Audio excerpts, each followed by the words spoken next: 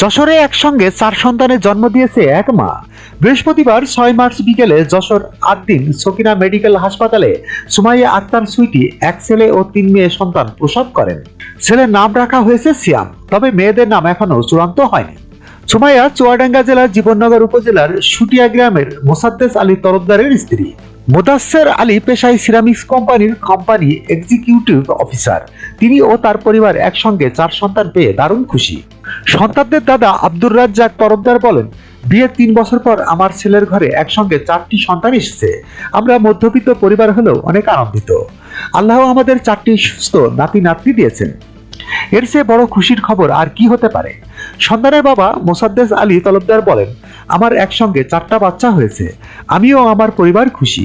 মধ্যবিত্ত পরিবার হয় কিছুটা ভাবতে হচ্ছে, তবে আশা করি আমার সন্তানদের কোনো কষ্ট হবে না। সন্তান জন্মের পর সুমাইয়া আক্তার সুইটি আবেগ আপ্লুত হয়ে বলেন, আল্লাহ আমাদের পরিবারে একসঙ্গে 4টি সন্তান দিয়েছে। আমি অনেক খুশি। অল্প বয়সে প্রথম মা হয়েছি।